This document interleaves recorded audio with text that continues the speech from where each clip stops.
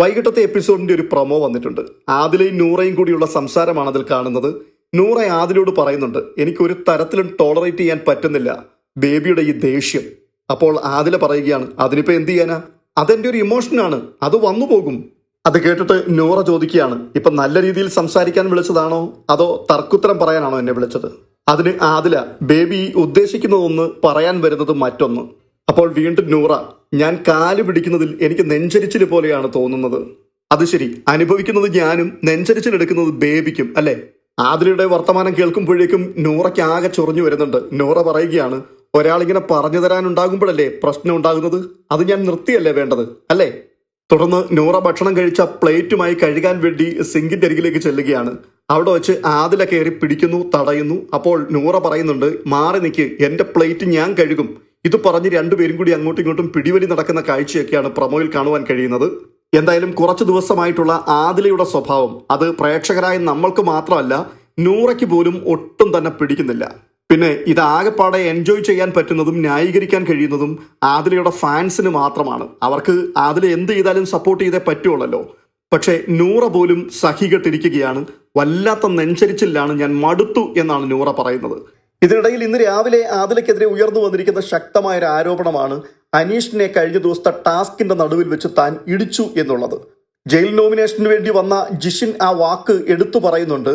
ഫട്ടോന്നൊരു ശബ്ദം ഞാൻ കേട്ടു, ഞെട്ടിത്തിരിഞ്ഞു നോക്കുമ്പോൾ അനീഷിന്റെ മുതുക താഞ്ഞിടിക്കുന്ന കാഴ്ചയാണ് കണ്ടതെന്ന്. അനീഷ് ഇത് ആരോടും കംപ്ലൈന്റ് ആയി പറഞ്ഞില്ല കേട്ടോ, ഒരിടത്ത് പോലും അതിനെപ്പറ്റി സംസാരിച്ചിട്ടുമില്ല. അത് കണ്ടു നിന്ന ആൾക്കാരാണ് അതിനെപ്പറ്റി സംസാരിച്ചത്. ആര്യൻ അത് കണ്ടു എന്ന് പറയുന്നു, അക്ബർ അത് കണ്ടു എന്ന് പറയുന്നു.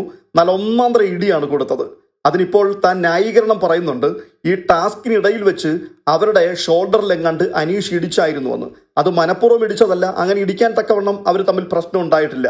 ഈ ബഹളത്തിനിടയിൽ അനീഷാണല്ലോ അവിടെ വലിയ പ്രശ്നം ഉണ്ടാക്കിയത്. ആ ബഹളത്തിന്റെ ഇടയിൽ അങ്ങോട്ടും ഇങ്ങോട്ടും പരക്കം പാഞ്ഞ് നടക്കുന്ന സമയത്ത് അനീഷിന്റെ കൈയുടെ മുട്ട് കൊണ്ടതാണ്. അത് കൊണ്ട സമയത്താണ് ആദില മനഃപൂർവ്വം ഇയാളെ ഇടിക്കുന്നത്. അതിപ്പോൾ അവിടെ ഒരു സംസാര വിഷയമായിരിക്കുകയാണ്. ഈ ഫിസിക്കൽ അസോൾട്ട് എന്ന് പറയുന്ന വകുപ്പിൽ നിസ്സാരമായിട്ടുള്ളൊരു തള്ളല് പോലും അവിടെ പ്രശ്നമാണ്. അങ്ങനെ ഒരു ചെറിയ തള്ളലായിരുന്നല്ലോ റോബിൻ എന്ന ഒരു മത്സരാർത്ഥിയെ ആ സീസണിലും തന്നെ പുറത്താക്കി കളഞ്ഞത്. പക്ഷേ അങ്ങനെയുള്ള കാര്യങ്ങൾ വെച്ച് നോക്കിയാൽ ഈ സീസണിലെ പല മത്സരാർത്ഥികളും വളരെയധികം മെച്ചമാണ്. ഇവിടെ പലതരത്തിലുള്ള ഫിസിക്കൽ അസോൾട്ടുകൾ നടന്നിട്ടുണ്ട്. ആരും അതിനെ ഗൗരവമാക്കിയെടുത്തില്ല, കംപ്ലൈന്റ് ആയിട്ട് പറഞ്ഞിട്ടുമില്ല. ഇപ്പോൾ സംഭവിച്ച ഈ കാര്യം അനീഷിനെ വളരെ ശക്തമായിട്ട് ആദിലെ അടിക്കുക തന്നെയായിരുന്നു. അത് കണ്ടു നിന്ന ആൾക്കാർ അടിക്കുന്നത് കണ്ടു എന്ന് പറയുകയും ചെയ്തു. അതൊരു ഫിസിക്കൽ അസോൾട്ടാണ്. അനീഷിന് വേണമെങ്കിൽ ആദിലയ്ക്കെതിരെ കംപ്ലൈന്റ് ചെയ്യുകയും അവരെ പുറത്താക്കുകയും ചെയ്യാം. അനീഷ് അത് ചെയ്തില്ല. അനീഷ് ശബ്ദമുയർത്തിയില്ല, ആദിലയോട് ചൂടായതുമില്ല. അതുകൊണ്ട് തന്നെയായിരിക്കാം ബിഗ് ബോസ് അത് ലൈവിലും കാണിച്ചില്ല, എപ്പിസോഡിലും കാണിച്ചില്ല. അതങ്ങനെ കാണിച്ചാൽ സോഷ്യൽ മീഡിയയിൽ വരുന്ന ദിവസങ്ങൾ നടക്കാൻ പോകുന്ന സംഘടനവും പ്രശ്നങ്ങളും വലുതായിരിക്കും. കേസ് വരെ പോകാനുള്ള സാധ്യതയുണ്ട്. മാത്രവുമല്ല, ഈ അടി കൊണ്ടയാളിന് കംപ്ലൈന്റ് ഇല്ല എന്നുണ്ടെങ്കിൽ അത് പിന്നെ പ്രദർശിപ്പിക്കേണ്ട ആവശ്യവുമില്ലല്ലോ. എന്തായാലും ഇപ്പോൾ അവിടെ ചർച്ച വന്നിരിക്കുകയാണ്. ഈ ചർച്ച വന്നിട്ടും അതിനകത്ത് പ്രതികരിക്കാൻ അനീഷ് പോയിട്ടില്ല. അത് ആ മനുഷ്യന്റെ ക്വാളിറ്റിയാണ്. അത് മനസ്സിലാക്കാൻ കഴിയാതെയാണ് ഈ ആദിലയൊക്കെ അയാളുടെ പുറകിൽ നടന്ന് ഇങ്ങനെ ചൊറിയുകയും ബഹളം ഉണ്ടാക്കുകയും ചെയ്യുന്നത്. എന്തായാലും നൂറ ഇപ്പോൾ പറഞ്ഞിരിക്കുന്ന കാര്യം ഇതാണ്, ബേബി ജയിലിൽ പോയി കിടക്ക്, ചെന്നിട്ട് അയാളോട് ആത്മാർത്ഥമായിട്ട് മാപ്പ് പറ, അവിടെ വെച്ച് പ്രശ്നങ്ങൾ ഒതുക്കി തീർത്തിട്ട് വാ എന്ന് പറയുന്നുണ്ട്. ആദിലയും നൂറയും കൂടിയാണ് ജയിലിലേക്ക് പോകുന്നത്. ജയിൽ നോമിനേഷൻ നടക്കുന്ന സമയത്ത് ആദിലയെ നൂറ തന്നെ ജയിലിലേക്ക് നോമിനേറ്റ് ചെയ്യുന്ന കാഴ്ചയും കാണുവാൻ കഴിയുന്നുണ്ടായിരുന്നു. ചുരുക്കി പറഞ്ഞാൽ നൂറയ്ക്ക് പോലും സഹിക്കാൻ കഴിയുന്നില്ല. ഒരു തരത്തിലും ആദിലയുടെ പെരുമാറ്റത്തെ അംഗീകരിക്കുവാനും കഴിയുന്നില്ല. ആദില വളരെ നിസ്സാരമായിട്ടാണ് ഇതിനെയൊക്കെ കാണുന്നത്. അതെൻ്റെ ഒരു ഇമോഷൻ മാത്രമല്ലേ, അതങ്ങ് വന്നു പോകും. അങ്ങനെ വന്നു പോകുന്ന സംഭവത്തെ നിയന്ത്രിക്കാൻ നമുക്ക് കഴിയും. മനുഷ്യന് ഇമോഷൻസ് ഉണ്ട്, വികാരങ്ങൾ എല്ലാ മനുഷ്യർക്കും ഉള്ളത് തന്നെയാണ്. എന്നാൽ ആ വികാരങ്ങൾ പ്രവർത്തിക്കുന്നതിനൊപ്പം തന്നെ വിവേകമെന്ന് പറയുന്ന ഒരു മെക്കാനിസം കൂടി മനുഷ്യന്റെ ഉള്ളിൽ ഓപ്പറേറ്റ് ചെയ്യപ്പെടുന്നുണ്ട്. അത് ഓരോരോ സാഹചര്യങ്ങൾ വിനിയോഗിക്കേണ്ടതാണ്. എങ്ങനെ മുൻപോട്ട് നീങ്ങണം, ഏത് തരത്തിൽ പ്രതികരിക്കണം, ഒരു പ്രശ്നമുണ്ടായി കഴിഞ്ഞാൽ ആത്മസംയമനത്തോടെ അതിനെ നോക്കിക്കാണണോ അതോ വെട്ടൊന്നേ മുറി രണ്ടേ, ഇനി എനിക്ക് ശേഷം പ്രളയം, ഇങ്ങനെയുള്ള കാഴ്ചപ്പാടിൽ മുൻപോട്ട് പോകണോ, ഇതെല്ലാം തീരുമാനിക്കപ്പെടുന്നത് മനുഷ്യന്റെ വിവേകത്തിന്റെ അടിസ്ഥാനത്തിലാണ്. ആ വിവേകം ലെവലേശം പോലും ആദിലേക്ക് തൊട്ട് തീണ്ടിയിട്ടില്ല. ആ കലയിൽ വെച്ച് നോക്കിയാൽ നൂറ ഫാർ ബെറ്റർ ആണ് ആദിലയേക്കാൾ. പക്ഷെ ഇപ്പോൾ നൂറ അത് ചൂണ്ടിക്കാട്ടിയിട്ട് പോലും ആദിലയ്ക്ക് അതിനെ അംഗീകരിക്കാൻ ബുദ്ധിമുട്ടുണ്ട്.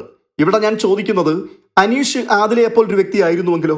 ആദില തന്നോട് ഏറ്റുമുട്ടുന്ന സമയത്ത് അതുപോലെ തന്നെ ക്ഷിപ്രകോപത്തോടു കൂടി മുൻപും പിൻപും നോക്കാതെ പ്രതികരിക്കുന്ന ഒരു വ്യക്തിയായിരുന്നെങ്കിൽ എന്തായിരിക്കും സംഭവിക്കുക? ഇമോഷൻസിനെ നിയന്ത്രിക്കുവാൻ കഴിയാതെ അയാളുടെ പുറത്തിനിട്ട് ആഞ്ഞടിച്ച ഒരു വ്യക്തിയാണ് ആദില. അതേ ഇമോഷൻ തന്നെയായിരുന്നു അനീഷിൻ്റെതുമെങ്കിൽ ആ സമയത്ത് അനീഷിന് കംപ്ലൈന്റ് ചെയ്യാമായിരുന്നു. ആദില ഇപ്പോൾ ബിഗ് ബോസ് വീട്ടിൽ കാണില്ലായിരുന്നു. ഫിസിക്കൽ അസോൾട്ടിന്റെ പേരിൽ ഈ സീസണിൽ നിന്നും ആദില പുറത്തു പോകുന്ന കാഴ്ച നമുക്ക് കാണാൻ കഴിയുമായിരുന്നു. എന്നാൽ അയാൾ വളരെ ബെറ്റർ ആയൊരു മനുഷ്യനാണ്. അയാൾക്ക് അങ്ങേയറ്റം ക്ഷമിക്കുവാൻ കഴിവുള്ളൊരു വ്യക്തിയാണ്.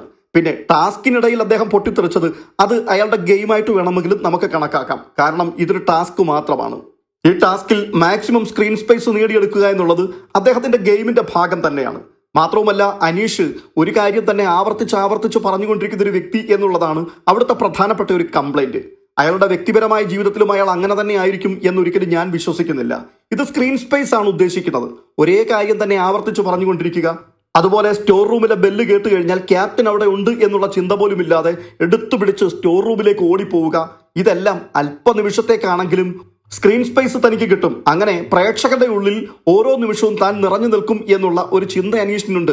അത് തന്റെ ഗെയിമാണ്. ആ ഗെയിമാണ് താൻ കളിച്ചുകൊണ്ടിരിക്കുന്നത്. പക്ഷേ ആദിലയെ സംബന്ധിച്ചിടത്തോളം വളരെ ചീപ്പ് ഗെയിമാണ് കളിക്കുന്നത്. ഒരാൾക്കും സഹിക്കാൻ കഴിയത്തില്ല. ഞാനിപ്പോൾ ഓർക്കുകയായിരുന്നു, ഈ നൂറയൊക്കെ ആദിലയുടെ കൂടെ എങ്ങനെയാണ് ഈ ആജീവനാന്തകാലം ജീവിക്കുക? ഇത്തരത്തിൽ ഒന്ന് പറഞ്ഞ് രണ്ടാമത്തതിന് ഇപ്പൊ കൊല്ലും എന്ന് പറഞ്ഞ നിലപാടെടുക്കുകയാണെന്നുണ്ടെങ്കിൽ നൂറ ഭയന്നായിരിക്കും ജീവിക്കുന്നത്. മറ്റൊരു മാർഗമില്ലാത്തത് കൊണ്ടായിരിക്കാം ഒരുപക്ഷെ ഇങ്ങനെ പോയിക്കൊണ്ടിരിക്കുന്നത്. ചില ആൾക്കാർ ഷോർട്ട് ടെമ്പേർഡാണ്. ക്ഷിപ്രകോപികളായിട്ടുള്ള മനുഷ്യർ ആ സമയത്ത് പെട്ടെന്ന് എന്താണ് പറയുന്നത്, പ്രതികരിക്കുന്നത് എന്നൊന്നും അറിയുവാൻ കഴിയില്ല. മുമ്പ് ഞാൻ പറഞ്ഞതുപോലെ അവരുടെ ജീവിതത്തിൽ വികാരം വരുമ്പോൾ വിവേകം വഴിമാറിക്കൊടുക്കും. എന്ന് വെച്ചാൽ വിവേകത്തെക്കാൾ മുൻപിൽ ഓടുന്നത് വികാരം തന്നെയായിരിക്കും. അങ്ങനെയുള്ള ആൾക്കാരുടെ ജീവിതം വളരെ ദുഷ്കരമായി മാറും. ശരിക്കും പറഞ്ഞാൽ പല അനുഭവങ്ങൾ ജീവിതത്തിൽ ഇങ്ങനെ ഒന്നിനു പിറകെ വന്നു കഴിയുമ്പോൾ ചിലരൊക്കെ പാഠം പഠിക്കാറുണ്ട്. ഇല്ല എന്നുണ്ടെങ്കിൽ ഈ സാഹചര്യമൊക്കെ കഴിയുമ്പോഴേക്കും, ആ പ്രശ്നം കഴിയുമ്പോൾ ചിലരൊക്കെ പോയി സംസാരിക്കുമ്പോൾ അവർ തിരുത്താൻ തയ്യാറാകാറുണ്ട്. എന്നാൽ ആദിലയുടെ പ്രത്യേകത, താൻ ഏറ്റവും അധികം സ്നേഹിക്കുന്ന തൻ്റെ പാർട്ട്ണർ തൻ്റെ മുൻപിൽ വന്നിരുന്നു കൊണ്ട് നിങ്ങൾ കാണിക്കുന്നത് തെറ്റാണ്, എനിക്ക് ആകെ കൂടി ഇത് കണ്ടിട്ട് നെഞ്ചരിച്ചിലാണ് ഉണ്ടാവുന്നത് എന്ന് പറയുമ്പോഴും എതിർത്ത് തന്നെയാണ് സംസാരിക്കുന്നത്. എന്ന് വെച്ചാൽ താൻ തെറ്റ് ചെയ്തില്ല എന്ന ചിന്തയാണ് ആദിലയുടെ മനസ്സിൽ ഇപ്പോഴും. തനിക്കൊരിക്കലും തൻ്റെ വീഴ്ചയെ അംഗീകരിക്കുവാൻ കഴിയുന്നില്ല. നോമിനേഷൻ ചെയ്യാൻ വേണ്ടി പോകുന്ന സമയത്ത് അവിടെ വെച്ച് താൻ പരസ്യമായിട്ട് സോറിയൊക്കെ പറയുന്നുണ്ടായിരുന്നു. പക്ഷെ ഇപ്പോൾ നൂറയുടെ മുൻപിൽ ആ സോറി പറച്ചിലില്ല. എനിക്ക് പറ്റിപ്പോയി ബേബി എന്നൊരു വാക്ക് പറയുവാൻ പോലും ആദില തയ്യാറാകുന്നില്ല. അവിടെയും ന്യായീകരിച്ചു മെഴുകുകയാണ്, നൂറയെ താൻ കുറ്റപ്പെടുത്തുകയാണ്. ഇനിയിപ്പോൾ രണ്ടാളും കൂടി ജയിലിലേക്ക് പോകാൻ പോവുകയാണ്.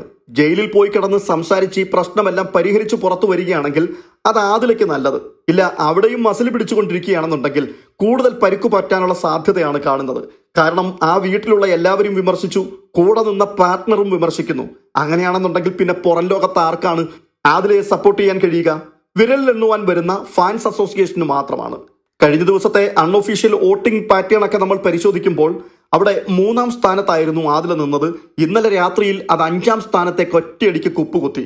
എന്തുകൊണ്ടാണ്? പ്രേക്ഷകർക്ക് ഉൾക്കൊള്ളാൻ പറ്റുന്നില്ല. അപ്പോൾ ബിഗ് ബോസിൽ മത്സരിക്കുവാൻ വേണ്ടി പോകുന്ന ഒരു മത്സരാർത്ഥി തനിക്കെതിരായിട്ട് എല്ലാവരും വിരൽ ചൂണ്ടുകയും തന്നെ ഒരുമിച്ച് ചേർന്ന് കുറ്റക്കാരനാണല്ലെങ്കിൽ കുറ്റക്കാരിയാണ് എന്ന് പറയുകയും ചെയ്യുന്ന സമയത്ത് അവരോട് എതിർത്ത് നിൽക്കാം, അവരെ ചെറുത്ത് തോൽപ്പിക്കാം. പക്ഷേ പ്രേക്ഷകർ ഇതിനെ ഇതേ സമയം തന്നെ എങ്ങനെയായിരിക്കും വിലയിരുത്തുന്നത് എന്നൊരു ബോധം കൂടി ഉണ്ടാകണം. ഉണ്ടെങ്കിൽ അടുത്ത നിമിഷം തന്നെ താൻ തിരുത്തുവാൻ തയ്യാറാകും. ഇതിപ്പോൾ ആദിലയിൽ അത് കാണുന്നില്ല. അങ്ങനെയാണെന്നുണ്ടെങ്കിൽ പുറത്തു പോകുവാനുള്ള വാതിൽ ആദില തന്നെ തന്റെ മുമ്പിൽ തുറന്നിടുകയാണ്. എന്തായാലും നിങ്ങളുടെ അഭിപ്രായം കമന്റ് ചെയ്യുക. മറ്റൊരു അപ്ഡേറ്റുമായി വീണ്ടും എത്താം.